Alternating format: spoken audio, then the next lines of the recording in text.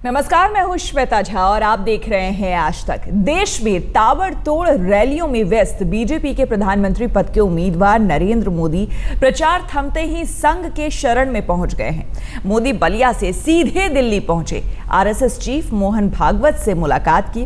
हालांकि इससे पहले उन्होंने अटल बिहारी वाजपेयी और पार्टी अध्यक्ष राजनाथ सिंह से भी मुलाकात की।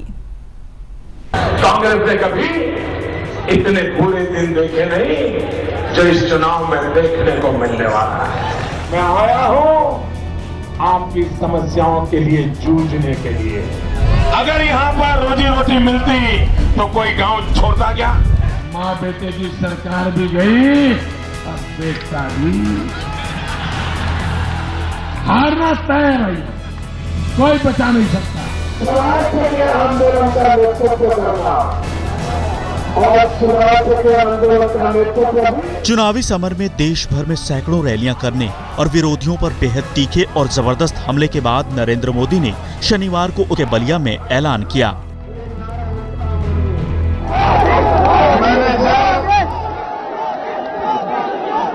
26 मार्च को चुनाव अभियान आरंभ किया था तो माता वैष्णो देवी के आशीर्वाद लेकर के उधमपुर की धरती से चुनाव अभियान का प्रारंभ किया और आज 44 दिवस की अखंड एकनिष्ठ यात्रा का समापन आपके इस पवित्र बलिया की धरती पर। आम चुनाव में भूपू के शांत होते ही बीजेपी के नमो आगे की रणनीति बनाने के लिए दिल्ली पहुंचे। दिल्ली पहुंचते ही मोदी का काफिला सीधे पूर्व प्रधानमंत्री अटल बिहारी वाजपेयी के दरवाजे पर पहुंचा। मोदी करीब आधे घंटे तक वाजपेयी के निवास पर रहे। वाजपेयी से आशीर्वाद लेने के बाद गुजरात के मुख्यमंत्री ने ट्वीट किया। चुनाव की आखिरी रैली को संबोधित करने के बाद अटल जी का आशीर्वाद लेने आया। जब प्रचार शुरू हुआ था तब भी उनसे मिला था। उनसे मिलना हमेशा खास होता है। मोदी का काफिला पूर्व प्रधानमंत्री वाजपेयी के घर से निकला तो सीधे पहुंचा पार्टी अध्यक्ष राजनाथ सिंह के घर। मोदी ने राजनाथ से मुलाकात की। काशी में चुनाव प्रचार का दौर खत्म हुआ तो सरकार बनाने की रणनीति का दौर शुरू हो गया। नरेंद्र मोदी काशी से सीधे पहुंचे दिल्ली। यहां पूर्व प्रधानमंत्री अटल बिहारी वाजपेयी का आशीर्वाद लिया और इसके बाद पार्टी अध्यक्ष राजनाथ सिंह के घर आकर उनसे मुलाकात की। इसके बाद मोदी का काफिला आरएसएस के झंडेवालान में संघ कार्यालय पहुंचा। यहां मोदी ने संघ प्रमुख मोहन भागवत से मुलाकात की। लगभग 2 घंटे तक चली इस मुलाकात के दौरान चुनाव परिणाम के बाद नई सरकार बनाने की रणनीति पर चर्चा हुई। इस दौरान मोदी ने मोहन भागवत के साथ रात का खाना भी खाया। सूत्रों के मुताबिक दोनों ने कई अहम मुद्दों पर बातचीत की। प्रचार के बाद बनी संभावित स्थिति से भागवत को अवगत कराया। सरकार बनाने की स्थिति में नई रणनीति पर विचार। चुनाव में संघ के प्रचारकों की बेहतरीन भूमिका पर चर्चा। इसके साथ ही मोदी के प्रधानमंत्री बनने के बाद गुजरात में मुख्यमंत्री का जिम्मा किसे मिले, इस पर भी दोनों में विचार विमर्श किया गया। सबसे महत्वपूर्ण, पार्टी में बुजुर्ग नेताओं के भविष्य को लेकर भी चर्चा हुई। बीजेपी से लेकर आरएसएस सब इसी तैयारी में जुट गए हैं कि 16 तारीख को वोटों की गिनती के बाद, नतीजे आने के बाद चुनावी मौसम कैसा भी हो, इस बात का इंतजाम कर लिया जाए कि छाते साथ हों। छातों का इंतजाम यानी सहयोगी दलों की अगर जरूरत पड़ती है, अगर ऐसे दलों की जरूरत पड़ती है जिनके साथ मिलकर सरकार बनानी पड़े, तो उसका इंतजाम अभी से कर लिया जाए। बातचीत का सिलसिला अभी से शुरू कर लिया जाए ताकि 16 तारीख को नतीजा आने के बाद मौसम जैसा भी हो, बीजेपी तैयार रहे। सूत्रों के मुताबिक संघ प्रमुख और मोदी की बैठक में मोहन भागवत समेत भैयाजी जोशी, सुरेश सोनी, दत्तात्रेय होसबोले जैसे वरिष्ठ नेता मौजूद थे। बीजेपी इस बैठक को सामान्य शिष्टाचार बता रही है, लेकिन चुनाव के नतीजे आने से ठीक पहले हुई इस बैठक को अहम माना जा रहा है। खासकर तब जब 2 दिन पहले ही बीजेपी के वरिष्ठ नेता मुरली मनोहर जोशी ने मोहन भागवत से मुलाकात की थी और नई सरकार में पार्टी के बुजुर्ग नेताओं को भूमिका के बारे में सवाल खड़े किए थे। दिल्ली से संजय शर्मा और बालकृष्ण के साथ अमिताभ सिन्हा, वाराणसी, आज तक। सियासी महासमर में राष्ट्रीय स्वयंसेवक संघ के सिपहसालार पर्दे के पीछे रहकर भगवा ब्रिगेड के उम्मीदवारों के चुनावी पतवार को पार लगाने में अपनी भूमिकाएं बड़ी खूबी से निभा रहे हैं। पूरे देश में संघ का नेटवर्क बीजेपी के उम्मीदवारों को मदद कर रहा है। जब काशी की सड़कों पर मोदी का काफिला निकला तो ऐसा लगा मानो कि पूरा बनारस ही सड़कों पर उमड़ आया हो। पार्टी में कोई इसे मोदी की लहर बोल रहा था तो कोई सुनामी। भीड़ में हर हर मोदी के नारे लग रहे थे। सबका भाव एक ही था, अब की बार मोदी सरकार। दीजिए हम लोगों के बीच हैं, हम लोग कोशिश करेंगे कि जो है वो जीते, अच्छे मतों से जीते। काशी में पूरे माहौल बना हुआ है और अपने सिंहनाद करते हुए मोदी जी आए हैं और सिंहनाद करते हुए सिंहासन प्राप्त करेंगे, राष्ट्र को अपने परम वैभव के शिखर पर पहुंचाएंगे, ये इनका लक्ष्य है। वहाँ घर घर और गांव-गांव प्रचार करेंगे और सभी जितने चोर पार्टियां उनको जो है फ्लॉप करेंगे, मोदी जी को जिताएंगे और उनको जिता के रहेंगे। जो लहर है अब की बार मोदी सरकार, वो आना ही है मोदी जी को और उनको ला के ही रहेंगे। बनारस में मोदी जी का लहर है, साधु संत भी बोल रहे हैं और लोग जनता लोग जय जयकार कर रहे हैं मोदी जी का। हम चाहते हैं कि मोदी जी जीते और 12 तारीख को हम लोग विश्वास दिलाते हैं कम से कम 5 लाख वोटों से चुनाव जिताकर उनको बनारस से सांसद बनाएंगे हम लोग। सवाल उठता है कि काशी की गलियों में नमो का डंका बजने के पीछे की वजह क्या है? आखिर कौन बनारस के गांव-गांव में मोदी के पक्ष में प्रचार कर रहा है? जाहिर है इसके पीछे संघ और उसके प्रचारकों की भारी भरकम फौज काम कर रही है।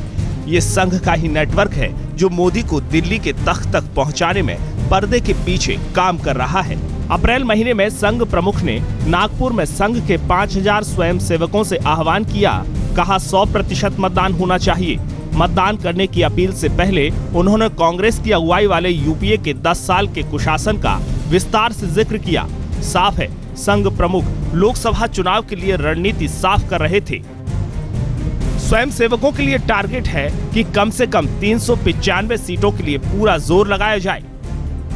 100 से ज्यादा सीटें ऐसी हों जिस पर जीत हर हाल में पक्की हो।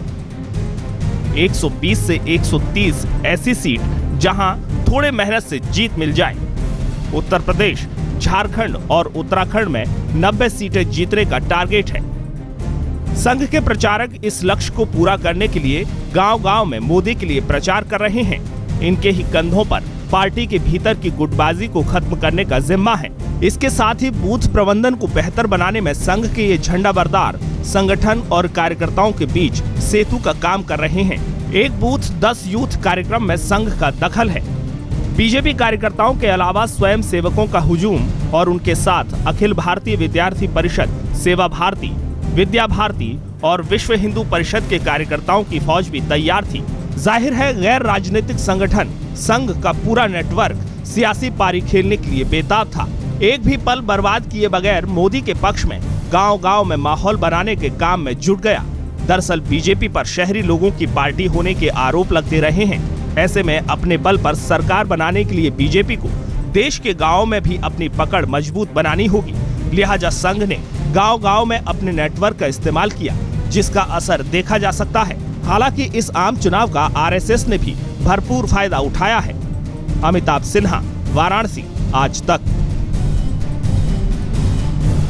चुनाव के नतीजे 16 मई को आएंगे, लेकिन अपनी जीत को लेकर आश्वस्त आरएसएस और बीजेपी के दिग्गज अभी से अगली सरकार की रूपरेखा तैयार करने में जुट गए हैं। मोदी अगर पीएम बने तो उनकी ड्रीम कैबिनेट में कौन कौन होगा, और उससे भी बड़ा सवाल यह है कि पार्टी के उन वरिष्ठ नेताओं का क्या होगा जिनकी मोदी से नहीं बनती। अगर 16 मई को देश की जनता एनडीए के पक्ष में अपना फैसला सुनाती है तो फिर मोदी की ड्रीम कैबिनेट कैसी होगी? अगर बीजेपी की सरकार बनती है तो मोदी पीएम बनेंगे, लिहाजा कैबिनेट भी उनकी पसंद का ही बनेगा। सूत्रों की माने तो बीजेपी अभी से अगली सरकार की रूपरेखा तैयार करने में जुटी है। अगर मोदी प्रधानमंत्री बनते हैं तो उनकी पसंदीदा कैबिनेट में एनडीए सरकार में मंत्री रहे कई पुराने दिग्गजों के साथ नए चेहरों को भी जगह मिल सकती है।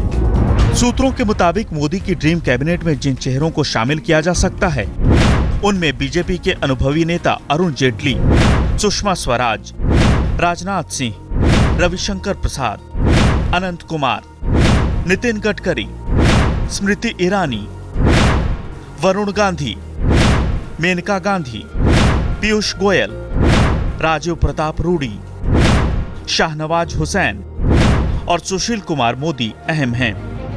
मोदी कैबिनेट में अरुण जेटली को बड़ी जिम्मेदारी सौंपी जा सकती है। इस बात का इशारा खुद मोदी ने अमृतसर में अपनी चुनावी सभा में ही कर दिया था।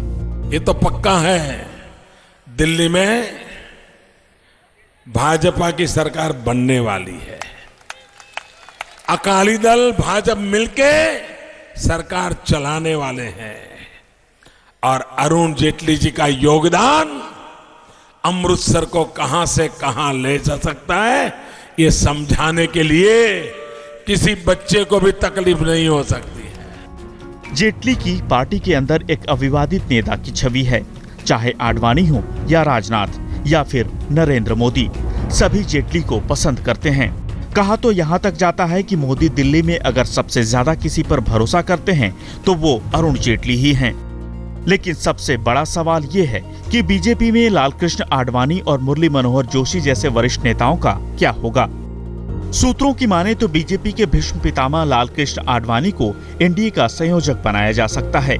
जहां तक मुरली मनोहर जोशी का सवाल है तो वो 2 दिन पहले नागपुर जाकर संघ नेताओं से मुलाकात कर चुके हैं, लेकिन उनकी भूमिका को लेकर अभी कुछ तय नहीं है। सबसे बड़ा सवाल ये है कि अगर एनडीए 272 का आंकड़ा नहीं जुटा पाती है तो फिर क्या होगा। वैसे खुद मोदी कई बार कह चुके हैं कि नतीजे आने के बाद कई पार्टियां उनके साथ हाथ मिलाने को तैयार हो जाएंगी। अब मोदी अपने मिशन में कामयाब होंगे या नहीं, इसके लिए हम सभी को 16 मई का इंतजार करना होगा। आज तक ब्यूरो। 16 मई के नतीजे के बाद काफी कुछ सवाल लौटने लगेंगे, लेकिन उससे पहले ही यहाँ पर मोदी अगर पीएम बनते हैं तो गुजरात में उनका उत्तराधिकारी कौन होगा, ऐसे कई सवाल हैं। आखिर वो कौन है जिसे मोदी अपनी कमान सौंपेंगे। सूत्रों की माने तो अभी कई नामों पर चर्चा है, जिसमें आनंदीबेन पटेल, सौरभ पटेल और मोदी के करीबी अमित शाह भी शामिल हैं। अगर नरेंद्र मोदी 7 रेसकोर्स रोड पर कब्जा जमाने में कामयाब हो जाते हैं तो गुजरात में उनका उत्तराधिकारी कौन होगा। मोदी के बाद गुजरात की सत्ता किसे सौंपी जाए, इसे लेकर बीजेपी के साथ साथ संघ के अंदर भी माथापच्ची चल रही है।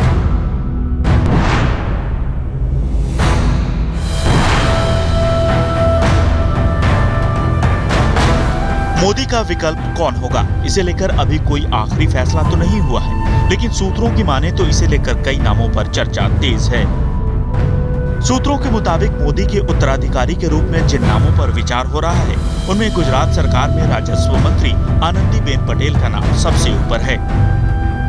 मोदी कैबिनेट में सबसे ताकतवर मंत्री आनंदीबेन पटेल उन खास लोगों में शामिल हैं जिन पर मोदी भरोसा करते हैं। आनंदीबेन पटेल के साथ सीएम पद की रेस में ऊर्जा मंत्री सौरभ पटेल का नाम भी लिया जा रहा है।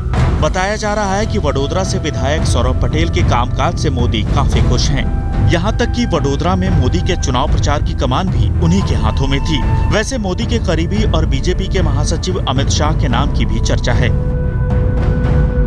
सूत्रों की माने तो इन नामों के अलावा कोई दूसरा शख्स भी मोदी के बाद गुजरात की गद्दी संभाल सकता है। बताया जा रहा है कि मोदी की जगह जो भी गुजरात का नया मुख्यमंत्री होगा उसके चुनाव में संघ अहम भूमिका निभा सकता है। लेकिन ये बात संघ के लोग भी जानते हैं कि मोदी की सहमति के बिना वो अपनी पसंद के व्यक्ति को कमान नहीं सौंप सकते। अमिताभ सिन्हा के साथ आज तक ब्यूरो।